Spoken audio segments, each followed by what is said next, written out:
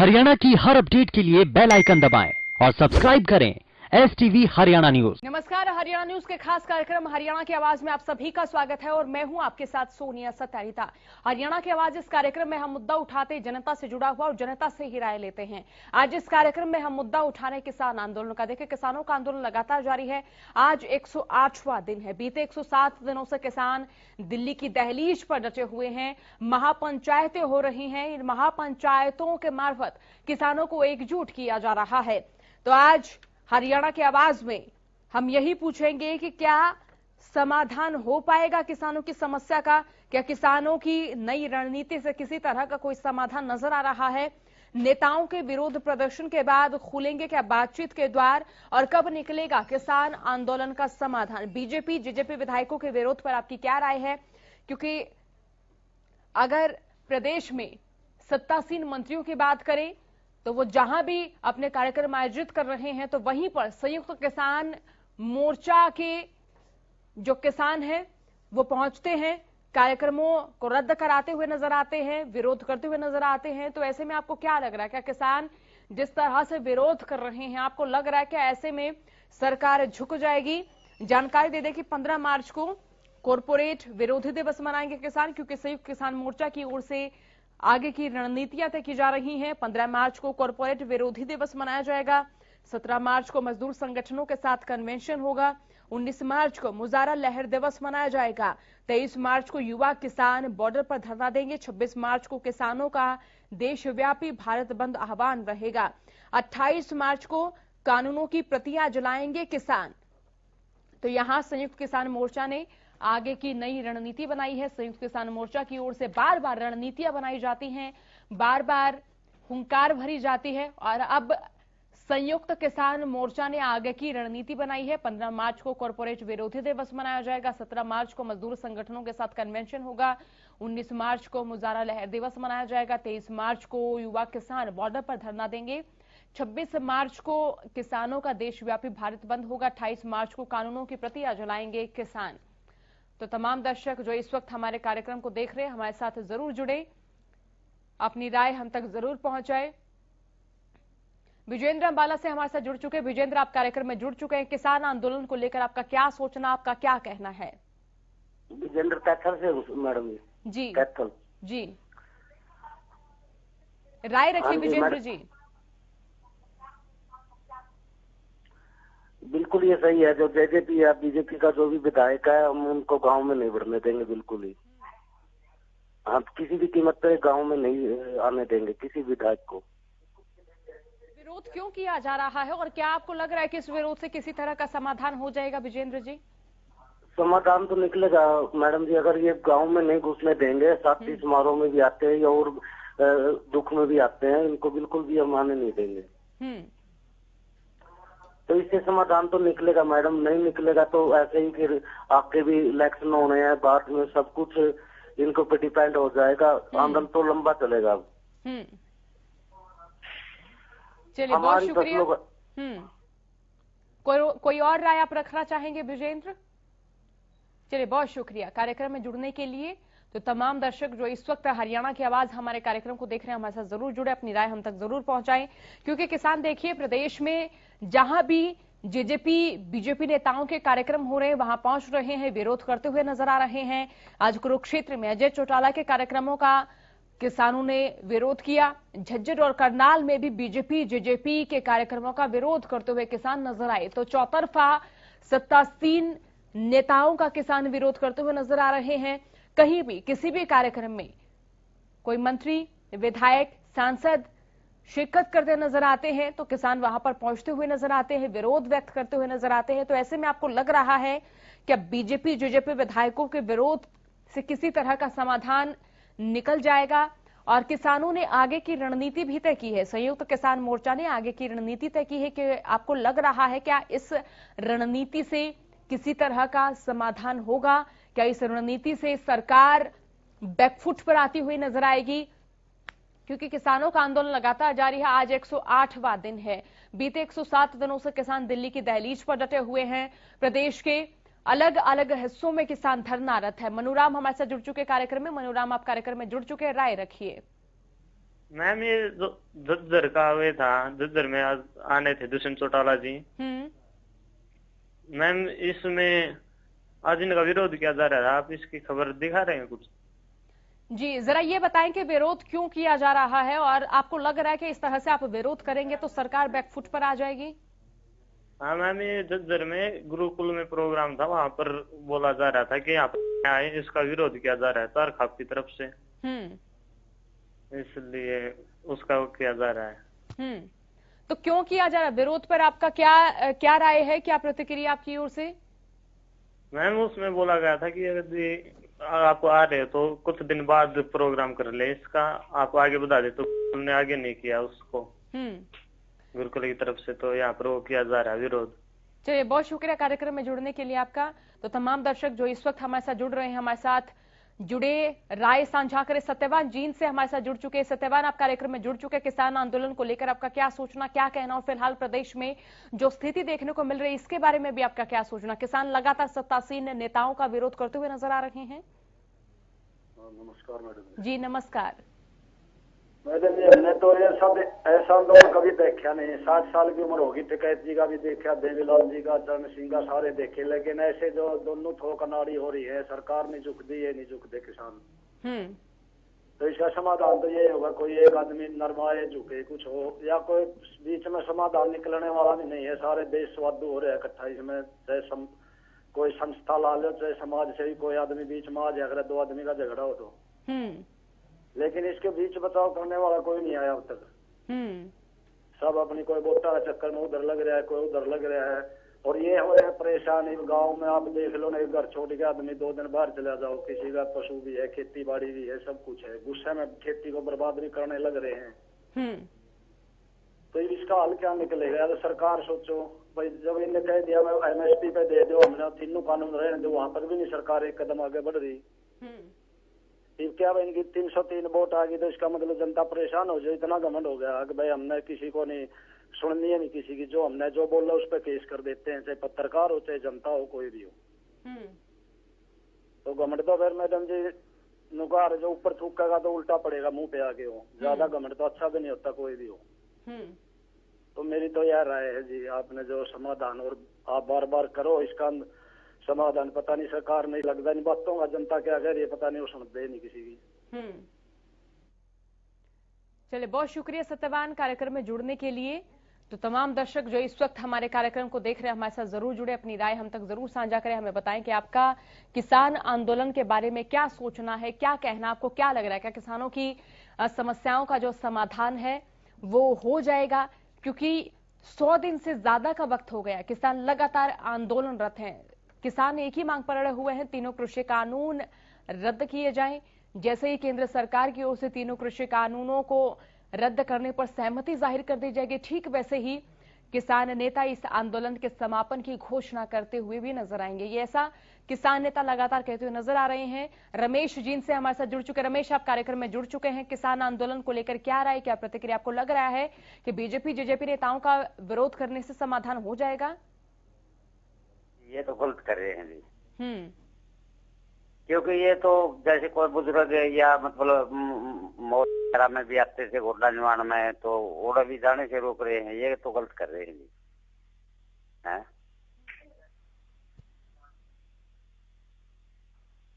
आप रखना चाहेंगे रमेश जी? हाँ जी। कोई और राय आप रखना चाहेंगे किसान आंदोलन पर? किसान आंदोलन तो जी ये तो फिर सरकार मान नहीं रही, इस पर सरकार ने मान लेना चाहिए था जी। मैं किसानों की मांग को मान लेना चाहिए था।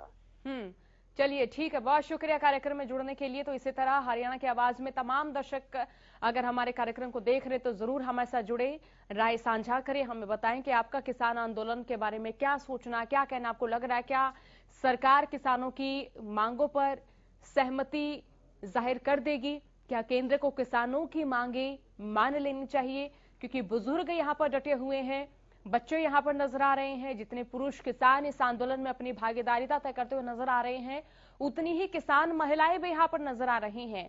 संयुक्त किसान मोर्चा की ओर से अलग अलग रणनीतियां तय की गई, लेकिन इन रणनीतियों में चाहे चक्का जाम करने की बात हो, चाहे कोई समारोह आयोजन करने की बात हो, मंच पर संबोधन की बात हो, तो हर जगह पर किसान महिलाओं ने, पुरुष किसानों के कंधे से कंधा मिलाकर इस आंदोलन में अपनी भागीदारिता तय की है। आपको लग रहा है बीजेपी जेजेपी विधायकों के विरोध से इस आंदोलन का, किसानों की समस्याओं का समाधान हो जाएगा?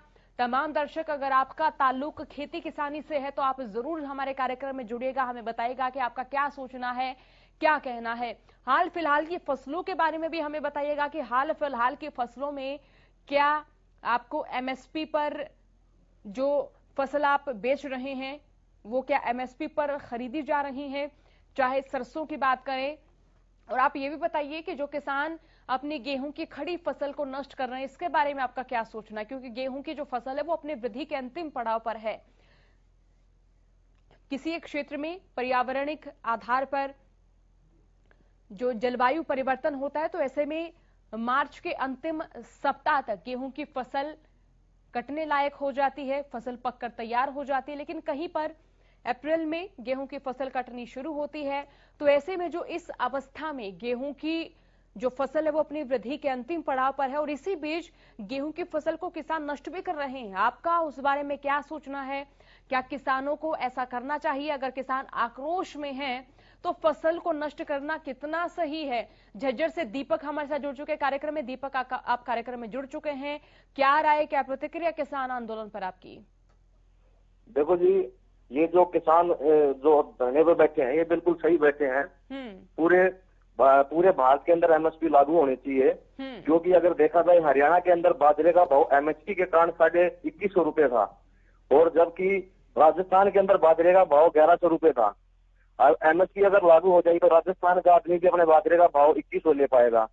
ऐसी क्या गलती की राजस्थान में बाजरा 1100 रुपए बिक रहा है और हरियाणा में इधर आते 2100 हो जा रहा है।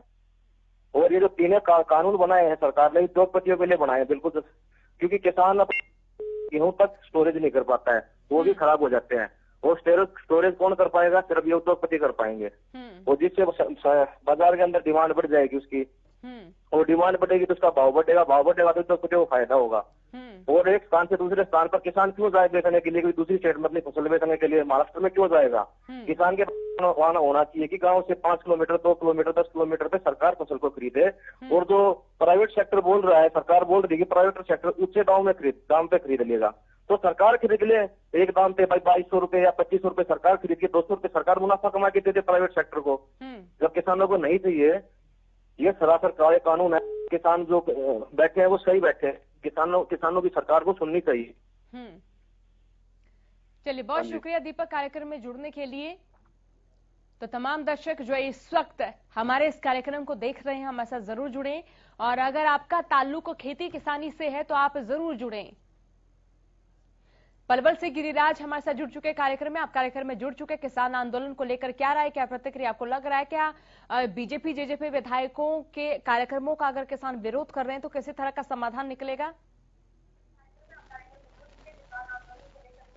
आपकी टीवी की आवाज हमें रिपीट हो रही गिरिराज, अपनी टीवी की आवाज भी कम कीजिए क्योंकि इससे मेरा और आपका संवाद नहीं हो पाएगा।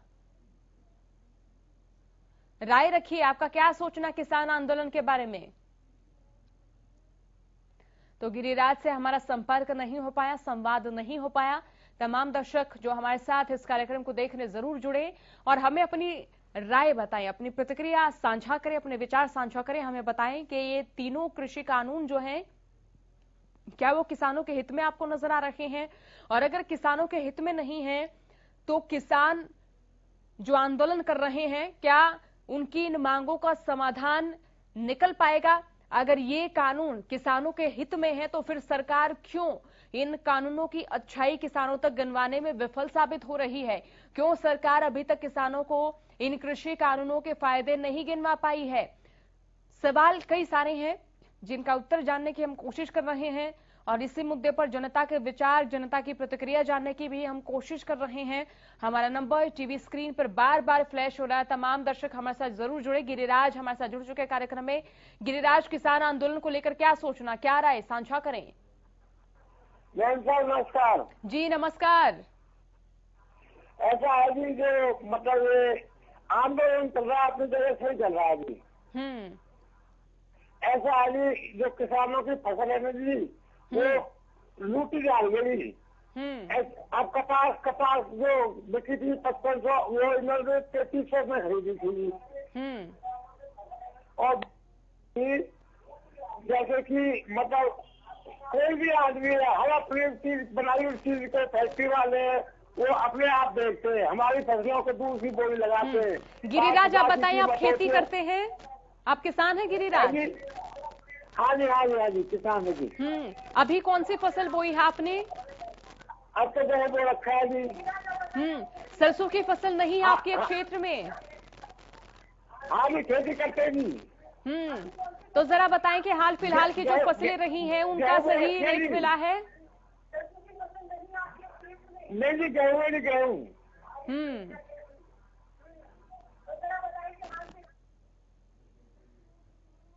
चलिए, बहुत शुक्रिया कार्यक्रम में जुड़ने के लिए। तो हमारे साथ फतेहाबाद से मुकेश कुमार कार्यक्रम में जुड़ चुके। मुकेश, आप कार्यक्रम में जुड़ चुके हैं। किसान आंदोलन को लेकर आपका क्या सोचना है, क्या कहना? साथ ही प्रदेश में जिस तरह से किसानों का आक्रोश लगातार बढ़ता जा रहा है, इसको देखते हुए आपके क्या विचार? नमस्कार मैम जी। नमस्कार। मुकेश वोटर भट्टूकला फतेहाबाद से बोल रहा हूँ जी। और मैं आपके माध्यम से आह्वान करना चाहता हूँ कि जो किसान बैठे हुए हैं उनकी सुनवाई सरकार को करनी चाहिए। और आपके माध्यम से मैं किसान भाइयों से भी विनम्र अपील करता हूं कि जो ये फसल, खड़ी फसल पर जो ट्रैक्टर चला रहे हैं या पकने के बाद ये जलाने की बातें कर रहे हैं, इनके मैं संदेश या आपके माध्यम से संदेश देना चाहता हूं, ये अपील करता हूं कि ऐसा ना करें। ये इसका अपने स्टॉक कर ले, जलाने की बजाय या ट्रैक्टर चलाने की बजाय स्टॉक कर ले। स्टॉक भी ना कर पाए तो ये गुरुद्वारा में पकने के बाद निकाल करके गुरुद्वारों में दान कर दे, क्योंकि अब आंदोलन में गुरुद्वारों ने ही हमारे यहाँ लंगर लगा रखे हैं। तो मैं आपके माध्यम से एक तो ये कहना चाहता हूँ। दूसरा जी, मैं आपके माध्यम से सरकार को, जो बेरोजगार युवा हैं उनके बारे में भी मैं सरकार को चेताना चाहता हूँ कि 2019 की पीजीटी आरओई की जो वैकेंसी थी उसका रिजल्ट अभी तक नहीं आया है। और कोरोना काल की वजह से बहुत से जो कैंडिडेट है वो बेरोजगार हो चुके हैं, उनकी भी सुनवाई करें। और आप, मैं हाथ जोड़कर विनम्र अपील करता हूं मैम कि आप भी इस पर हल्ला बोल कार्यक्रम करें, ताकि युवाओं की जो पढ़े लिखे बेरोजगार बैठे हैं उनके आपके माध्यम से सरकार को बात पहुंच सके। बिल्कुल मुकेश, बिल्कुल, बहुत शुक्रिया कार्यक्रम में जुड़ने के लिए। रोजगार पर हम जरूर आपके बताए प्रश्न सरकार तक पहुंचाने की कोशिश करेंगे। गुरुग्राम से राम भगत हमारे साथ कार्यक्रम में जुड़ चुके। राम, आप कार्यक्रम में जुड़ चुके। किसान आंदोलन को लेकर क्या सोचना, क्या कहना, राय साझा करें। मैम, मैं ये कहना चाह रहा हूँ, जैसे काफी दिनों से अब ये आंदोलन चला हुआ है जी, इससे आम नागरिक तो परेशान हो ही रहा है, लेकिन ये सही भी है कहीं।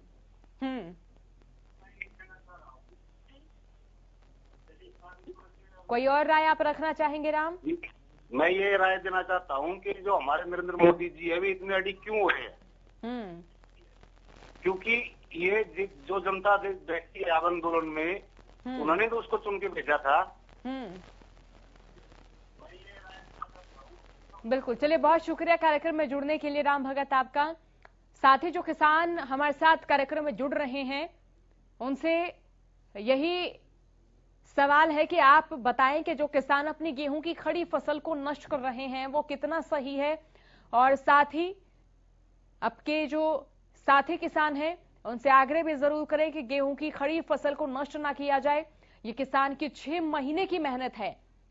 पौ के महीने में किसान आंदोलन शुरू होता है और उसी महीने में किसान, ठंड के मौसम में, प्रचंडतम सर्दी के महीने में किसान अपनी फसलों को पानी देते हैं, सिंचाई करते हैं और इसी बीच फसल को नष्ट खुद ही किसान करते हुए नजर आ रहे हैं। आप इसे कितना सही मानते हैं? हमारे साथ जुड़िएगा, राय साझा कीजिएगा, विचार साझा कीजिएगा और हमें बताइएगा कि क्या इन समस्याओं का समाधान हो सकता है।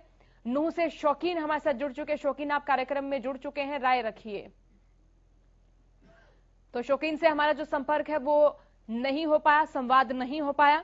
किसान आंदोलन का ये 108वां दिन है। अभी तक किसानों की मांगों का कोई समाधान नहीं हुआ, लेकिन किसान अपनी मांगों पर अड़े हुए हैं। किसानों का यही कहना है कि वो जिन जिन राज्यों में चुनाव हो रहे हैं वहां भी जाएंगे। राकेश टिकैत बंगाल पहुंचे हैं, तो ऐसे में किसान नेता यही कहते नजर आ रहे हैं कि जहां जहां चुनाव है वहां वहां किसान पहुंचेंगे, लोगों से अपील करेंगे कि वो किसान आंदोलन में ज्यादा से ज्यादा संख्या में शामिल हों, किसानों की मांगों को पुरजोर तरीके से किसानों के कंधे से कंधा मिलाकर उठाएं। जीतराम पलवल से हमारे साथ जुड़ चुके। जीतराम, आप कार्यक्रम में जुड़ चुके, किसान आंदोलन को लेकर क्या राय, क्या प्रतिक्रिया? जी, आप कार्यक्रम में जुड़ चुके। जीतराम, राय साझा करें। हाँ जी, बताएं किसान आंदोलन को लेकर आपका क्या सोचना है? बाबू जी, एक तो आपके लिए नमस्कार। जी नमस्कार। एक तो जो ये एमएसपी बनाई है इसमें मतलब कोई नुकसान नहीं है जी। देखो, कृषि कानून में जो है मोदी जी ने सारी बात कह दी जी, कोई प्राइवेट में देखना चाहे तो प्राइवेट में देखो, सरकारी में देखना चाहे तो सरकारी में देखो, किसानों के लिए कोई रुकावट ही नहीं है जी। इससे क्या नुकसान है? मैं भी एक छोटा मतलब 20-20 जमींदार हूँ, तो इससे कोई नुकसान भी नहीं है जी। एमएसपी पर तो कानून बनना चाहिए, रेट फिक्स होने चाहिए भाई, 2000 है, 1500 है या 2100 है, हर चीज का रेट फिक्स हो जाए, कोई झगड़ा नहीं है। एमएसपी में तो ये है जी कि जो है हम सरकारी में बेचे या प्राइवेट है, हमें आजादी मिली, हमें धरने करने की जरूरत क्या है जी। तो इसमें कोई बुराई नहीं, किसान तो खामा बैठे, मैं भी एक छोटा किसान हूँ, बड़ा तो नहीं 20 बीघे का, तो इसमें क्या बुराई है जी? ये किसान जो खामा धरने पे बैठे पब्लिक को परेशान कर रहे हैं, इससे क्या फायदा? चलिए, बहुत शुक्रिया कार्यक्रम में जुड़ने के लिए जीतराम। तो किसान इस कार्यक्रम में हमारे साथ जुड़ रहे हैं, उनका यही कहना है कि वो चाहते हैं कि इन कृषि कानूनों को अगर सरकार रद्द नहीं कर रही है तो एमएसपी बरकरार रहे, इसका लिखित और पुख्ता आश्वासन केंद्र सरकार किसानों को दे। यही किसानों की मांग है और इसी मांग पर किसान अड़े हुए नजर आ रहे हैं। तो कब आएगा इन समस्याओं का समाधान, कब आएगा समाधान का नया सवेरा? नेताओं के विरोध प्रदर्शन के बाद क्या बातचीत के द्वार खुल जाएंगे? क्योंकि 12 दौर की जो वार्ताएं हैं वो हो चुकी हैं, एक लंबी अवधि बीत चुकी है 12 दौर की वार्ता हुए, लेकिन अभी तक 13वें दौर की वार्ता का वक्त किसानों को मुकर्रर नहीं किया गया है। किसानों को अगले दौर की वार्ता के लिए किसी तरह का निमंत्रण न्योता नहीं दिया गया है। तो ऐसे में किसानों का जो आक्रोश है वो इस मार्फत भी बढ़ता जा रहा है कि केंद्र सरकार अब किसानों को इन समस्याओं के समाधान के लिए मनाती हुई नजर क्यों नहीं आ रही, केंद्र की ओर से कोई समाधान क्यों नहीं किया जा रहा है। कार्यक्रम में तिलकराम हमारे साथ जुड़ चुके। तिलकराम, आप कार्यक्रम में जुड़ चुके हैं, कृषि कानूनों को लेकर और किसान आंदोलन को लेकर आपकी क्या राय, क्या विचार साझा करें? मैडम नमस्कार। जी नमस्कार। मैडम, हम ये कहना चाह रहे हैं, हम पहले तो किसानों के समर्थन में हैं, और ये जो आंदोलन है किसान भाई बहुत सही कर रहे हैं। एमएसपी के दिशा में हमारी सरकार कोई कदम नहीं उठा रही है। 50 रुपए इन्होंने गेहूं पे दिया है, कनक पे, एक भद्दा मजाक कराया किसानों के साथ इन्होंने। और चलिए, बहुत शुक्रिया। रोहतक से विजेंद्र कार्यक्रम में जुड़ चुके। विजेंद्र, आप कार्यक्रम में जुड़ चुके हैं, राय रखें। जी, आप कार्यक्रम में जुड़ चुके विजेंद्र, राय रखें कृषि कानूनों के बारे में और किसान आंदोलन के बारे में आपका क्या सोचना है, क्या कहना है? ऐसा है जी, जब किसान चाहते नहीं कि ये कानून बने हमारे लिए, तो गवर्नमेंट को वापसी कर देना चाहिए ये कानून, क्योंकि ये हमारे हक में नहीं है। हमारी मंडियां खत्म हो जाएंगी, मंडी से किसान का आदान प्रदान चलता है। जब प्राइवेट मंडियां आ जाएंगी तो प्राइवेट सेक्टर वाले क्या आदान प्रदान करेंगे इस चीज का? ये बताइए हमारे को। अब हम किसान को कभी भी रात को अगर जरूरत होती है तो आरटी के पास चला जाता है, आरटी को जरूरत होती है किसान के पास। जब बड़े बड़े कॉर्पोरेट के पास चली जाएंगी ये चीजें, तो किसान कहाँ जाएगा, छोटा किसान? ये बताइए। चलिए, बहुत शुक्रिया कार्यक्रम में जुड़ने के लिए विजेंद्र। तो हरियाणा की आवाज में दर्शक हमारे साथ जुड़े, अपनी राय साझा की, लेकिन अब भी सवाल ये बना हुआ है कि आगे वार्ता के लिए केंद्र सरकार अभी तक किसानों को निमंत्रण क्यों नहीं दे रही है और कब किसानों की इन मांगों का समाधान होगा, कब केंद्र सरकार किसानों की इन मांगों को मानेगी?